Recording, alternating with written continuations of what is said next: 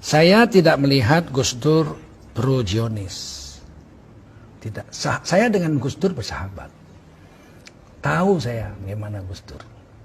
Ya memang Gus Dur itu ketua Yayasan Shimon Peres, benar. Oh dia dapat dana, iya betul. Untuk membuat hubungan diplomatik dengan Indonesia, dengan Israel, betul. Tapi kan sampai wafat dia nggak buat. Itu cerdasnya Gus Dur. Dia menolaknya halus. Gimana, bisakah dibuat hubungan diplomatik antara Israel dengan Indonesia? Bisa, kata Gus Dur. Tapi susah, sulit, memerlukan waktu yang lama. Lah ya udah kita mulai ya, monggo dimulai, tapi nggak pernah dimulai dan tidak pernah terjadi. Udah diproses sudah, tapi ya begitu, tetap nggak bisa.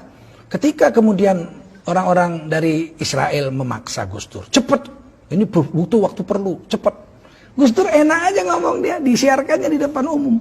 Sebagai presidennya bilang, saya ini kepingin kita itu membuat hubungan diplomatik antara Indonesia dengan Israel. Seluruh Indonesia marah. Tuh katanya nggak setuju. Mereka itu belum mau, perlu waktu yang lama, kata Gus Dur. Akhirnya Israel diam. Sampai sekarang belum pernah ada hubungan diplomatik. Enggak cerdas itu orang seperti itu orang cerdas. Fatona itu cerdas. Kita yang belum nyambung begitu. Nah, saya tidak membela membabi buta, tapi memang kenyataannya begitu. Bisa? Bisa. Tapi nggak jadi, ya memang susah. Dicoba, ayo coba ngomong. Beliau ngomong. Se-Indonesia protes tuh, lihat kan protes semua. Nggak bisa semudah itu. Sampai beliau wafat sampai sekarang. Indonesia belum punya hubungan diplomatik dengan Israel. Nah ini hal-hal seperti ini. Tidak semua orang bisa. Saya nggak bisa. Saya nggak bisa seperti itu. Saya orang Medan. Kalau orang Medan itu apa kau? Nggak senang kau? Kita selesaikan di luar. Saya nggak pandai begitu-gitu. Itu butuh orang-orang pilihan juga untuk bisa tampil seperti itu. Tapi jangan diragukan cintanya Gus Dur terhadap NKRI dan terhadap agama. Beliau itu satu kelebihan yang jarang orang dapat. Apa kelebihan? Saya sampaikan kepada anak muda ini yang bertanya ini lagi. Beliau itu pemurah, ya Allah. Pemurah. Orang minta, langsung dikasih aja, diberi. Nggak mikir itu. Bahkan kadang-kadang Gus Dur itu uang belanja istrinya dikasihkan ke orang untuk makan orang. Coba bayangin. Tapi istrinya nanya, Mas, duitnya udah tak kasih orang, tadi ada orang kesusahan. Lah kita gimana? Kita kan belum susah. Kalau kita minjem orang masih percaya lah, kalau dia minjem nggak percaya orang. Sampai sebegitu, wow, jangan main-main. Ini orang punya kelebihan, punya kekurangan. Tapi kita jangan memfitnah orang sesuatu yang kita tidak tahu. Kita berdosa nanti. Nah, ada satu kelebihan Gus Dur yang pernah membuat saya menangis. Saya ceritakan ini ya. Saya bukan menjilat Gus Dur sudah wafat, nggak ada urusan. Saya nggak minta jabatan dari bicara saya ini. Kalau saya mau jabatan zaman Gus Dur, saya sudah ditawari jabatan. Tidak mau saya. Nah, apa katanya? Satu hari saya duduk di VIP room airport Pekanbaru. Saya tamu gubernur. Saya duduk di ruangan tunggu gubernur untuk menunggu pesawat terbang. Waktu itu acara TV One tokoh kita sedang diputar. Saya minum teh habis sholat asar di situ menunggu pesawat. Tiba-tiba muncul situ tokoh kitanya itu Gus Dur. Gus Dur. Tapi beliau sudah wafat. Tokoh kita begini-begini. Kemudian ibu belum wafat Gus Dur. Ibu Sinta Nuria diwawancarai. Apa sih kelebihan Gus Dur itu? Kata pewawancara itu kepada Ibu Sinta Nuria. Kemudian Ibu Sinta mengatakan sebagai istri beliau sekian tahun. Kelebihan Gus Dur itu yang saya rasakan sangat menonjol. Tidak pernah komplain soal makan. Kemudian nampaklah Gus Dur duduk di tempat tidur amben kecil begitu, pakai celana sedengkul, pakai kaos, makan. Nah, lauknya itu cuma ayam goreng paha sebuah, nggak ada sayurnya, nggak ada sambalnya, nggak ada kecapnya, nasi putih. Jadi nasi putih ayam, disendok nasinya ke mulut pakai sendok, ayamnya digraut pakai tangan. Kemudian Gus Dur makan, disuting begitu. Jadi itulah kelebihan Gus Dur yang membuat saya itu bahagia, kata Ibu Sinta Nuria. Salah satunya seumur hidup perkawinan kami beliau tidak pernah komplain soal makanan. Saya langsung keluar dari situ nangis saya. Sebab kelemahan saya paling besar adalah komplain makanan.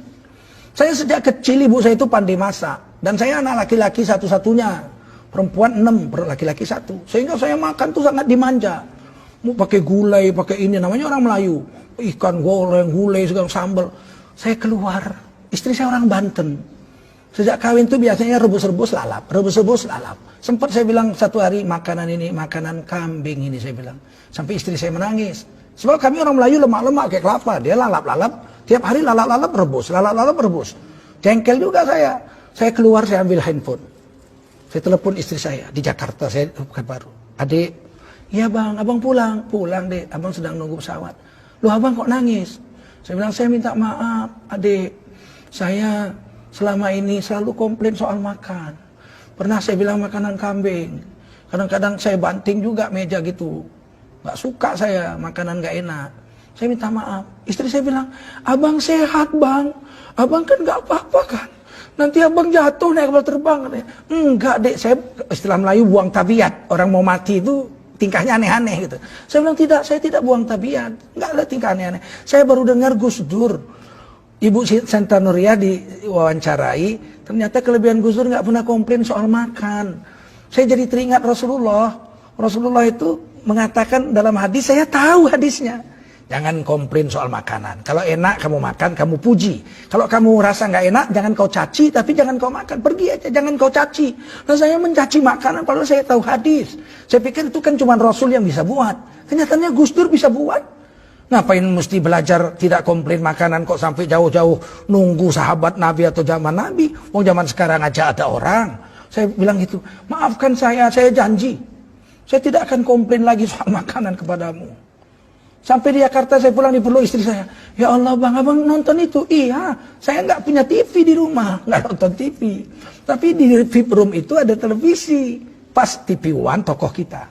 Jadi saudara-saudara, saya tidak menjilat Gus Dur. Gus Dur sudah wafat, nggak ada dapat jabatan saya dengan kata-kata ini. Tapi wajib menceritakan orang yang sudah wafat itu kebaikan-kebaikannya saja. Haram menceritakan aib orang yang sudah mati. Karena orang yang sudah wafat itu telah sampai kepada perbuatannya. Kita ceritakan baik-baiknya aja. Nah, Gus Dur itu orang baik, cucu orang soleh, anak orang soleh. Nah, jadi demikian, mudah-mudahan ada manfaatnya pertemuan ini. Terima kasih atas pertanyaan saudari kita tadi. Dan semoga kita bisalah bersangka baik kepada tokoh kita, Ki Haji Abdurrahman Wahid atau Gus Dur. Ya, cucu daripada pendiri NU Nahdlatul Ulama Ki Haji Hasyim Asy'ari, yang memang kadang-kadang statement beliau atau perbuatan beliau itu tidak sampai ke akal kita kecuali kita bertanya kepadanya. Banyak yang bisa saya ceritakan tentang Gus Dur, tapi tidak mungkin, terlalu panjang ya. Tapi banyak hal-hal kontradiksi yang menggegerkan masyarakat itu saya tanya kepada beliau. Dan beliau menjawabnya, saya terkejut gitu.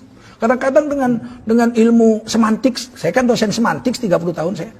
Dengan ilmu semantik itu saya kaget itu kadang-kadang. Ya, hebat sekali sahabat saya ini, saya pikir, inilah mudah-mudahan ada manfaat. Berhentilah kita bersangka buruk kepada orang yang sudah wafat. Kalau masih hidup boleh kita kritik langsung. Sekeras apapun kritik kepada pejabat negara boleh. Karena itu dilindungi Undang-Undang Dasar 1945. Asal jangan bersangka buruk. Kritik aja silakan, atau nanya. Kalau nggak jelas tanya, pakai tanda tanya.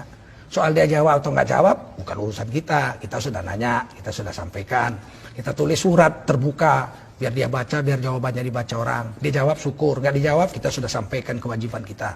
Undang-Undang Dasar 45 pasal 28 ayat 1, 2, 3 dan seterusnya menjamin tiap-tiap warga negara untuk berkumpul dan bersuara mengeluarkan pendapatnya. Wallahu a'lam bishawab.